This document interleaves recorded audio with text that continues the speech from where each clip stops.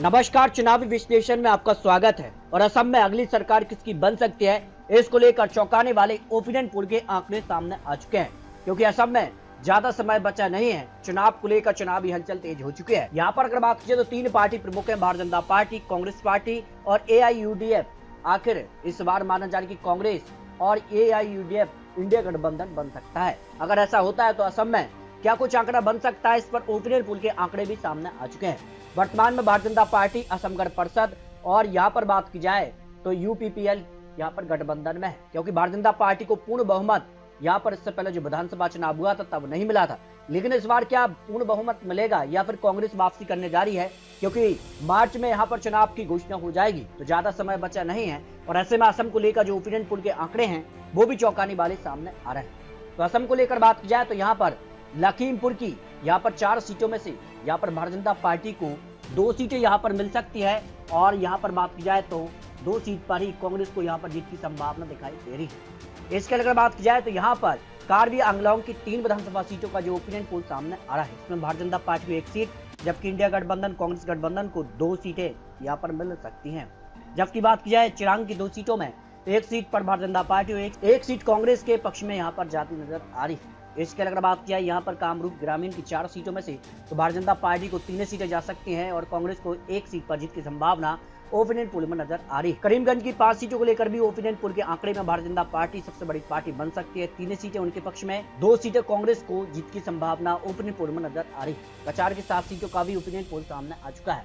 तो यहाँ भारतीय जनता पार्टी को 3 सीटें, 3 सीटों पर ही कांग्रेस को जीत की संभावना है। 1 सीट अन्य पार्टी या फिर UDF के पक्ष में यहाँ पर जा सकती है। जो ओपिनियन पोल के आंकड़े यहाँ पर असम को लेकर जो ताजा विश्लेषण सामने आ रहा है, हैलाकांडी की 3 सीटों में भारतीय जनता पार्टी को 1 सीट जा सकती है, तो कांग्रेस को यहाँ 2 सीटों पर जीत की संभावना ओपिनियन पोल में नजर आ रही है। यहाँ पर तिनसुकिया की 6 विधानसभा सीटों का जो ओपिनियन पोल सामने आ रहा है, इसमें भारतीय जनता पार्टी को 2 सीटें मिल सकती हैं, तो यहाँ पर कांग्रेस को 3 सीटें, 1 सीट अन्य पार्टी या फिर AIUDF के पक्ष में जाती नजर आ रही है। क्योंकि अजहरुद्दीन ओवैसी आखिर क्या अलग चुनावी मैदान में होंगे या फिर कह सकते गठबंधन में चुनाव लड़ते हैं, वो भी काफी महत्वपूर्ण हो जाता है।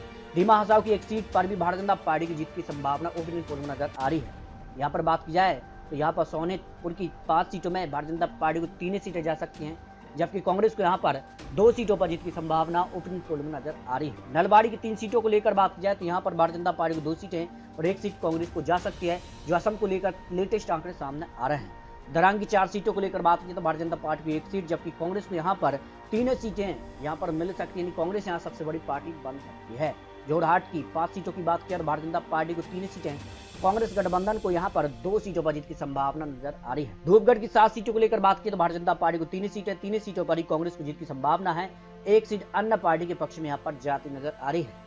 जबकि शिव सागर की यहाँ पर 4 सीटों में भारतीय जनता पार्टी को 2 सीटें, 2 सीटों पर ही कांग्रेस को जीत की संभावना ओपिनियन पोल में नजर आ रही है। इसके अगर बात किया बक्सा की 3 सीटों में तो यहाँ पर भारतीय जनता पार्टी को 2 सीटें मिल सकती हैं, 1 सीट पर कांग्रेस की जीत की संभावना ओपिनियन पोल में नजर आ रही है। कामरूप मेट्रो की 6 सीटों में भारतीय जनता पार्टी को 3 सीटें, तो कांग्रेस को यहाँ पर 2 सीटें, 1 सीट अन्य पार्टी के पक्ष में यहाँ पर जाती नजर आ रही है। मोरीगांव की 3 सीटों में भारतीय जनता पार्टी को 2 सीटें, 1 सीट यहाँ पर कांग्रेस गठबंधन के पक्ष में जाती नजर आ रही है। पश्चिम कार्बी आंगलॉन्ग की 3 सीटों में भारतीय जनता पार्टी को 1 सीट और 1 सीट कांग्रेस और 1 सीट यहाँ पर AIUDF या फिर अन्य पार्टी के पक्ष में यहाँ पर जा सकती है। बारपेटा की 6 सीटों में बात की तो भारतीय जनता पार्टी को 2 सीटें और कांग्रेस गठबंधन के पक्ष में सबसे ज्यादा 3 सीटें, 1 सीट अन्य पार्टी या फिर UDF के पक्ष में यहाँ पर जा सकती है। दक्षिण यहाँ पर सलमारा की 2 सीटों में भारतीय जनता पार्टी को 1 सीट और 1 सीट पर ही कांग्रेस को जीत की संभावना ओपिनियन पोल में नजर आ रही है। विश्वनाथ की 3 सीटों में भारतीय जनता पार्टी को 2 सीटें और 1 सीट कांग्रेस गठबंधन के पक्ष में जाती नजर आ रही है। नागाव की 8 सीट में भारतीय जनता पार्टी को सबसे ज्यादा 5 विधानसभा सीटें मिल सकती हैं, जबकि कांग्रेस गठबंधन को 3 सीटें यहाँ पर जीत की संभावना नजर आ रही है। यहाँ पर कोकराझार की 3 सीटों में भारतीय जनता पार्टी को 2 सीटें, 1 सीट कांग्रेस गठबंधन के पक्ष में यहाँ पर जा सकती है। यहाँ पर गोलपाड़ा की 4 सीटों में भारतीय जनता पार्टी को 3 सीटें, 1 सीट पर कांग्रेस को जीत की संभावना ओपिनियन पोल में नजर आ रही है। चराईदेव की 2 सीटों में भारतीय जनता पार्टी को दोनों विधानसभा सीटों पर जीत की संभावना ओपिनियन पोल में नजर आ रही है। यहाँ पर बोंगाई गांव की 3 सीटों में भारतीय जनता पार्टी को 2 सीटें और कांग्रेस को 1 विधानसभा सीट पर जीत की संभावना नजर आ रही है। धुबरी की 5 सीटों की बात किया तो यहाँ पर भारतीय जनता पार्टी को 2 सीटें मिल सकती है, कांग्रेस गठबंधन को 3 विधानसभा सीटों पर जीत की संभावना ओपिनियन पोल में नजर आ रही है।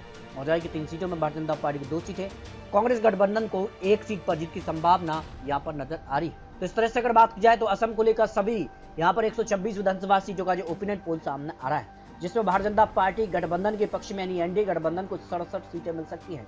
वहीं कांग्रेस गठबंधन के पक्ष में 53 सीटें और एआईयूडीएफ को 5 सीटें, अन्य पार्टी को 1 सीट की संभावना नजर आ रही है। यानी असम में आज विधानसभा चुनाव होते तो भारतीय जनता पार्टी पूर्ण बहुमत से असम में सरकार बना सकती है। जो ओपिनियन पोल के आंकड़े असम को लेकर सामने आ रहे हैं, इससे पहले भी असम को लेकर जो एजेंसियों के आंकड़े सामने आए उसमें भी भारतीय जनता पार्टी पूर्ण बहुमत से सरकार बनाती नजर आ रही है। तो ऐसे में सवाल है कि कांग्रेस गठबंधन यहाँ पर एआईयूडीएफ या फिर अज़दुद्दीन ओवैसी के साथ गठबंधन करता है तो क्या कुछ माहौल बन सकता है। लेकिन असम को लेकर बात की तो भारतीय जनता पार्टी एनडीए की सरकार बन सकती है। जो असम को लेकर चुनावी विश्लेषण ओपिनियन पोल के आंकड़े सामने आ रहे हैं। फिर भी आपको बता दें चुनावी आंकड़े चुनावी विश्लेषण है। आपको क्या लगता है असम में अगली सरकार किसकी बन सकती है, इसको लेकर आप तैयार रख सकते हैं। मिलते हैं और लेटेस्ट और नए ओपिनियन पोल के आंकड़ों के साथ, तब तक लीजिए जय भारत।